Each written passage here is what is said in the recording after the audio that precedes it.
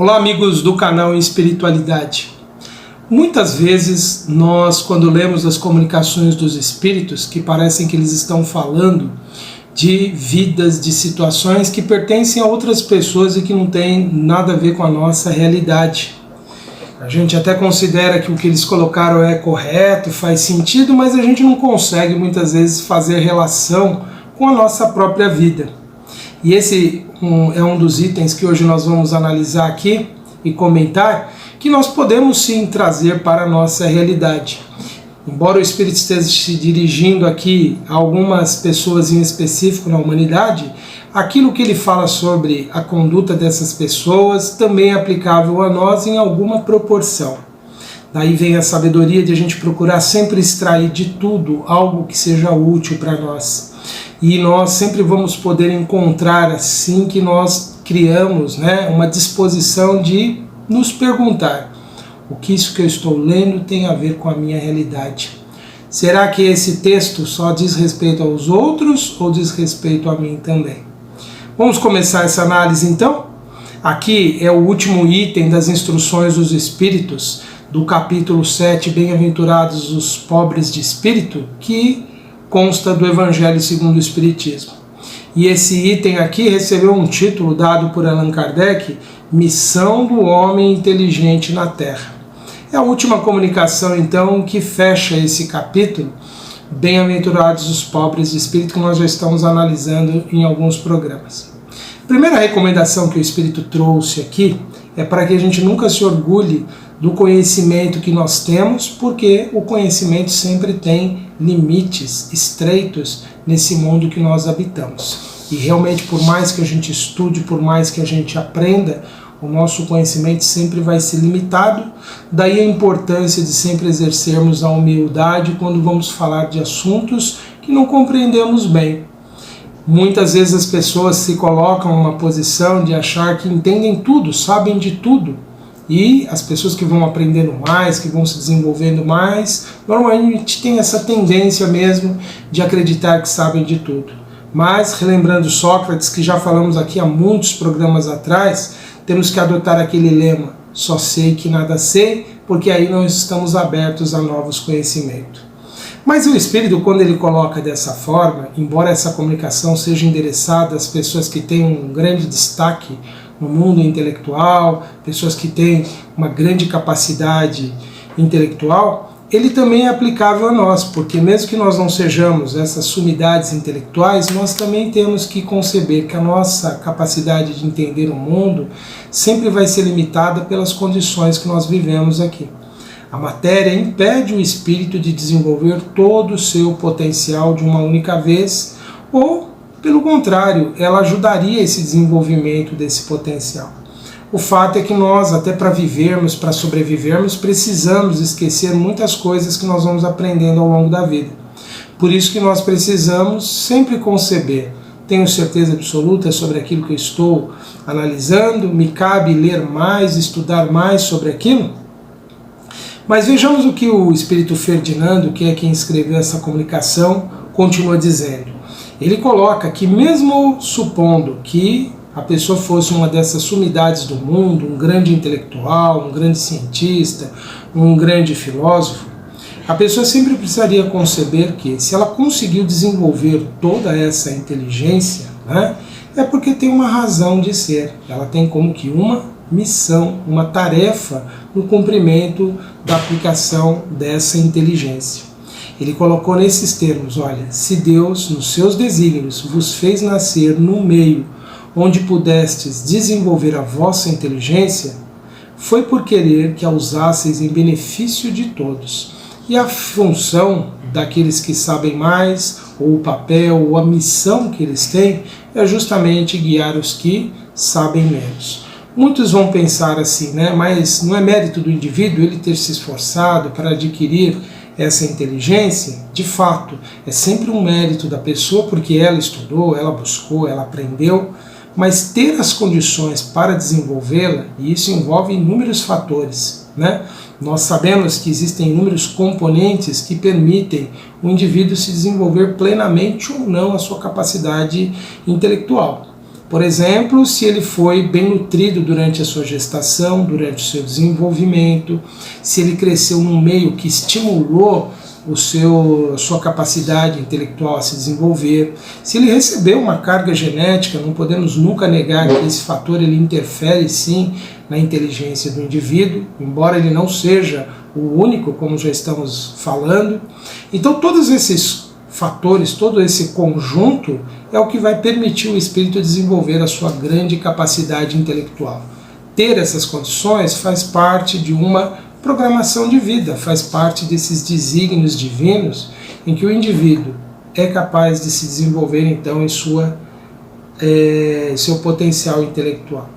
E a finalidade disso é que ele tenha a ação de beneficiar as pessoas que estão ao seu redor.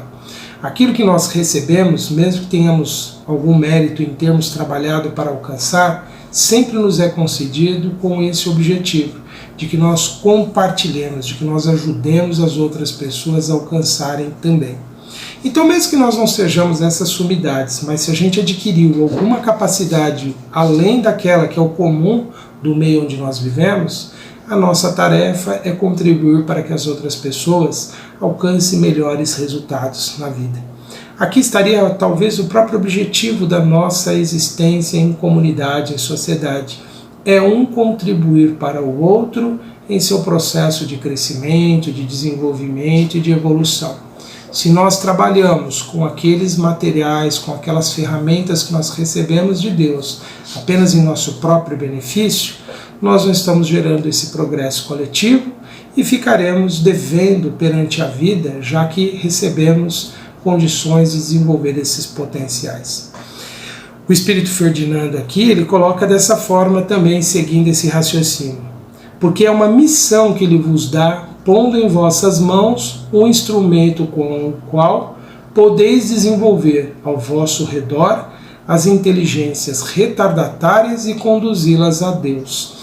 Aqui ele coloca de uma forma que nos dá a entender que, para chegarmos a Deus, é necessário desenvolvermos também a nossa inteligência, a nossa capacidade de compreendê-lo.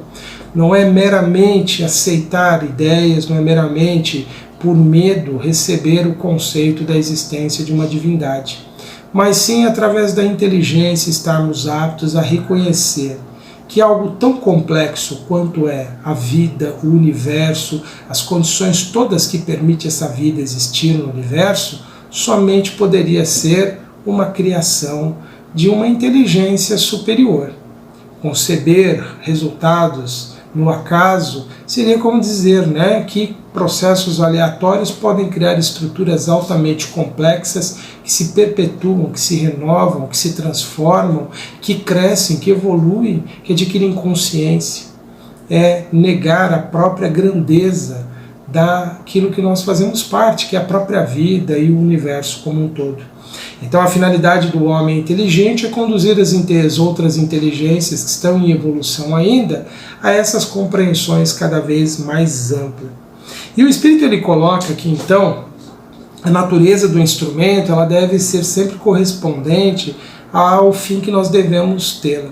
Se nós que estudamos e devassamos a vida, e eu não estou me colocando aqui como um pesquisador, nem como um cientista, mas apenas como alguém que se aproveita dos estudos desses outros irmãos.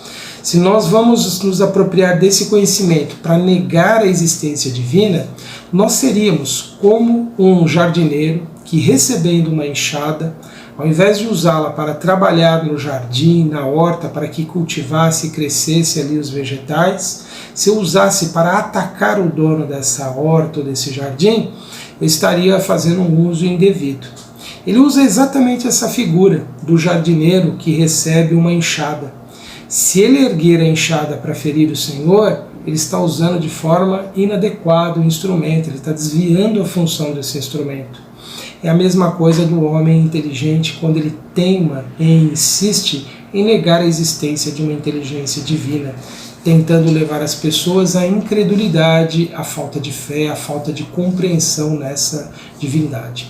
E quando nós, no meio espírita, falamos de Deus, nós estamos falando de uma divindade especial de um povo, nós não estamos falando de um Deus, de uma tradição ou outra, nós não estamos falando dessas entidades que o homem deu nome durante todas as suas épocas, durante todas as suas histórias passadas, em tantas religiões, em tantas seitas, tantos sistemas. Nós estamos falando de algo muito acima do que uma mera divindade de um povo. Nós estamos falando de uma inteligência que é a causa de tudo que existe, que é o princípio de tudo, que é algo que atua permanentemente na sua criação, que está presente em tudo, que é algo muito além das limitações que o ser humano concebeu em tantos séculos, em tantos milênios de história religiosa. É dessa divindade que nós estamos falando e não de uma crença em particular, de uma divindade em especial. O homem que tenta negar muitas vezes Deus, ele faz isso porque ele está cansado do Deus das religiões, que sempre foi um Deus moldado mais à figura do homem do que propriamente desse ser supremo que nós nos referimos, no meio espírita, como chamamos de Deus. Essa inteligência suprema, essa causa primeira de todas as coisas, esse poder permanente que cria, que produz, que é permanentemente capaz de renovar, de transformar, essa divindade muitas vezes não é alcançável, muitas vezes não é compreensível porque ela está bem além da nossa limitação, está bem além dos nossos limites de compreensão. Daí a importância da inteligência trabalhar nessa busca de compreender e não simplesmente negar, não simplesmente atacar as pessoas que ainda têm uma credulidade inicial, que tem às vezes uma fé que é puramente instintiva ou apenas fruto de uma educação. Elas devem ser muito respeitadas no que elas acreditam. Mesmo que o conceito que uma pessoa tenha de Deus seja aquele de uma divindade tribal, de uma divindade de um determinado povo, limitado ainda essa divindade pelas paixões humanas, é algo que deve ser muito respeitado. E na verdade o que se deve é ajudar o indivíduo a ir elaborando melhor o seu conceito sobre esse Deus, melhorando a sua compreensão, avançando e tirando do conceito de Deus, da ideia de Deus, todas as limitações que nós impusemos em tantos séculos da nossa evolução. Parar de colocar Deus como um homem, como uma pessoa, repleto de vícios, repleto de imperfeições, e vê-lo na sua grandeza, na sua perfeição absoluta. O papel da inteligência nesse sentido é de desconstruirmos esses deuses formados à imagem e semelhança do homem e o espírito, como espírito, reconhecer que Deus é espírito, ele não está limitado pelas condições da vida material. Bom, o espírito Ferdinando, então, ao usar essa figura, do jardineiro que usasse enxada contra o dono do jardim, é como o homem de grande inteligência que ataca toda e qualquer ideia de divindade e ataca mesmo as ideias básicas, simples, que a humanidade tem sobre a divindade e procura negá-la, tirando das pessoas muitas vezes o pouco que tem para elas terem de esperança, de fé, de confiança na vida. E ele coloca dessa forma, de que as pessoas que se põem dessa forma, estarão sempre sujeitas às consequências disso. Ele colocou aqui dessa forma, olha, que esse homem muito inteligente que ataca a ideia divina, ele arrastará existências miseráveis e cheias de humilhação, até que se curve diante daquele a quem tudo deve. Por que o Espírito pôs tão pesadamente isso? Porque o homem que muitas vezes se volta contra Deus o faz muito mais por orgulho do que porque realmente está verdadeiramente em dúvida. Porque acredita que alcançou com o seu intelecto a compreensão de toda a realidade. Porque acha que a sua ciência, a sua filosofia explica tudo. E esse indivíduo naturalmente precisará de muitas vidas até encontrar Deus na experiência, na vida, até até ele reconhecer que tudo tem uma causa superior, uma razão de ser que está além desses limites limitados e terrenos de nossa existência. Isso não significa que a gente deva, desejar que as pessoas que não acreditem em Deus sejam punidas, que a gente tenha qualquer sentimento antagônico contra eles. Pelo contrário, sempre a fraternidade, sempre o sentimento. Mas o Espírito coloca dessa forma, que aquele então que é movido pelo orgulho e acredita que encontrou a equação do universo no seu conceito da não existência de Deus, é tão orgulhoso que precisará passar sim por muitas lutas, por muitas dificuldades, por muitos problemas. Sobretudo, se fez isso de uma forma às vezes muito arrogante, atacando a crença simples, singela das pessoas mais humildes, que muitas vezes só tem como força interior justamente crer na providência divina. Justamente a única força que eles encontram para suportar as suas dores, para suportar as suas dificuldades, é a sua crença simples, mas que é muito poderosa e que merece sempre muito respeito, muita consideração por todos. Porque a fé de alguém é algo que deve ser tido como sagrado. Não podemos atacar isso, que move as pessoas, que faz as pessoas se levantarem todos os dias e enfrentarem as suas lutas. Quantos, porque creem, não sucumbiram diante de tantos problemas da vida, não se desviaram do bom caminho, não desistiram da vida, porque continuaram acreditando na providência divina. E crer nela é uma força poderosa. Crer nessa força que nos move todos os dias, nesse amor que nos sustenta, que nos guarda, é algo tão importante, tão sagrado, que o indivíduo, quando destrói isso no outro e em si mesmo, ele pode se sentir profundamente vazio em algum momento. Ele pode se sentir profundamente desamparado porque não vai encontrar forças além de si mesmo, já que acreditava que nada existe além do que a sua inteligência é capaz de alcançar. É por isso que o Espírito põe dessa forma, então, de que vai arrastar experiências miseráveis e cheias de humilhação, justamente porque é somente quando nós nos despimos do orgulho, da nossa pretensão, da nossa ilusão, é que nós nos tornamos verdadeiramente capazes de enxergar a divindade. E ela não está em templos, não está em livros, ela não está tampouco apenas dentro de nós, no sentido muitas vezes muito simbólico ou figurado que as pessoas dão a Deus. Ele está muito além desses conceitos. Ele está em nós de fato, mas também está além. E é uma busca que nós realizamos em cada vida desse encontro que se dará daqui a muito tempo. Mas já estamos vivendo na sua presença permanentemente, porque tudo que Deus criou está impregnado da sua presença.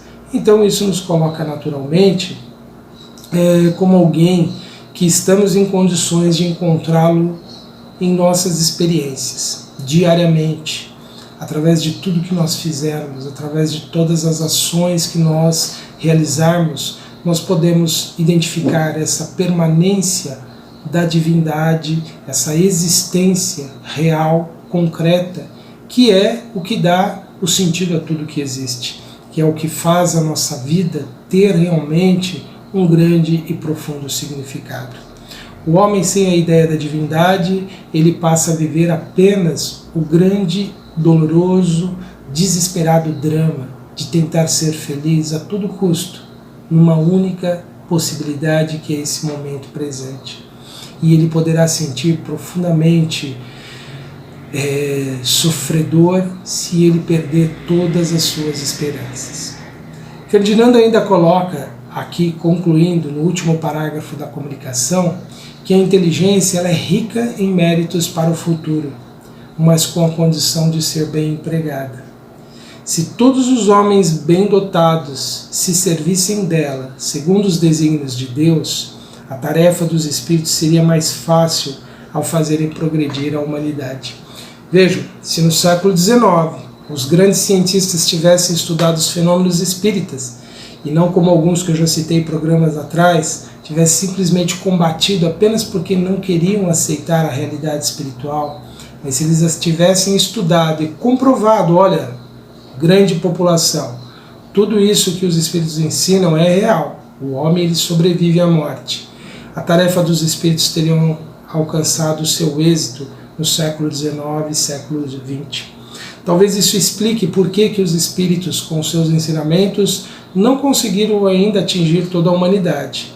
De um lado, os religiosos, muito enciumados, muito preocupados em perder as suas regalias, os seus predomínios sobre as mentes das massas, rejeitaram fortemente a comunicação dos espíritos. Do outro lado, a grande frente dos espíritos, muito orgulhosos, que combateram sistematicamente a comunicação dos espíritos. Isso explica porque tantas daquelas promessas que existiram no século XIX não puderam se concretizar. Afinal de contas, com tantos adversários, a tarefa dos espíritos teria que naturalmente ser adiada para os séculos futuros, quando as pessoas estivessem cansadas tanto das ilusões de algumas religiões, quanto das cegueiras dos negacionistas, daqueles que não aceitaram a realidade espiritual. Ferdinand ainda coloca, então, assim: muitos, infelizmente, a transformaram em instrumento de orgulho e de perdição para si mesmos, porque negaram essa realidade espiritual. E ele conclui assim, olha: o homem abusa de sua inteligência como de todas as suas faculdades, ou seja, todos os seus potenciais, todas as suas possibilidades de ação. Mas não lhe faltam lições, advertindo-o de que uma poderosa mão pode retirar-lhe o que ela mesma lhe deu. E é isso que acontece. Tudo aquilo que nós usufruímos mal, nós não teremos continuidade, não teremos mais à nossa disposição, porque é na carência, é na perda que muitas vezes nós valorizamos aquilo que nós já tivemos. Então o homem que não usou bem a sua inteligência deverá passar períodos sem poder usufruir dela, para que, como espírito, possa reconhecer qual é a sua importância e o seu papel. O que tudo isso, então, dessa comunicação nos ensina, né? Todos nós temos uma missão na vida, todos nós temos uma tarefa. A nossa tarefa, ela própria já nos diz o que nós devemos fazer. Se somos dotados de inteligência, ajudar os demais a desenvolvê-la também. Se temos recursos materiais, ajudar as outras pessoas a conquistarem os seus recursos. Se já temos paz interior, ajudar as outras pessoas a conquistar essa paz interior. A grande missão do espírito em sociedade é o auxílio mútuo com aquilo que ele tem. Se ele não usar bem os recursos que estão à sua disposição, se ele usar apenas para si mesmo, as privações o ensinarão o quanto ele podia ter feito multiplicar aqueles recursos que ele recebeu e quanto bem ele poderia ter semeado na vida de outras pessoas.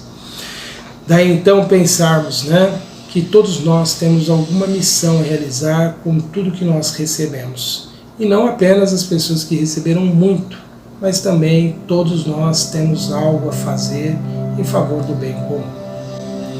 Eu convido então, neste instante, para a nossa prece, a nossa oração em agradecimento a Deus pela bênção da vida e pedindo ao Pai que, através dos Espíritos amigos, possam nos auxiliar, possam nos inspirar sempre na busca do bem, no crescimento interior, na transformação de nós mesmos. A nossa gratidão, Senhor, por tudo que temos recebido, por todas as oportunidades benditas que nos engrandecem a vida. Que possamos todos nós, Senhor, através de nossas vidas, realizarmos a nossa melhor experiência, através da prática do bem, no exercício da caridade, na vivência do amor. Que possamos, Senhor, neste instante, envolver os nossos irmãos que atravessam grandes provas, grandes lutas, dores e sofrimentos de toda a ordem. Que todos eles possam receber o amparo, o auxílio dos Espíritos amigos, trabalhadores incansáveis do bem que derramam por toda parte o convite ao progresso, inspirando ideias, inspirando a renovação em todos. Que possamos neste ano que se inicia, Senhor, termos boas resoluções em executarmos as nossas tarefas. e que possamos ter um olhar mais atento, mais amoroso aos necessitados de todo tipo que chegam até nós. Que tenhamos o coração aberto a compartilharmos o muito que temos recebido. Que o Senhor possa envolver as mentes daqueles que se encontram dotados de algum tipo de poder, seja a influência nos meios de comunicação, seja o poder econômico, o poder político, que todos possam, Senhor, ser sensibilizados, possam ser tocados em seus corações e que possam incentivar, propagar ideias positivas, renovadoras, transformadoras da humanidade. Sê conosco, Senhor, hoje e sempre, nos amparando, nos assistindo, nos conduzindo sempre a esse encontro com a vossa presença, Pai. Obrigado por tudo, que assim seja. Graças te damos. Meus amigos, foram essas as nossas reflexões para este momento. Continuem acompanhando aqui o nosso canal Espiritualidade. Lembrem-se que curtir o vídeo, compartilhar, seguir o canal ajuda na visibilidade das informações que nós divulgamos. É uma forma de alcançar mais pessoas. Então, fica aí o nosso convite. Desejo a todos uma excelente semana nos próximos dias, que tenhamos todos dias de muita paz, de muito equilíbrio, de muita realização no bem. Um grande abraço a todos e até a próxima.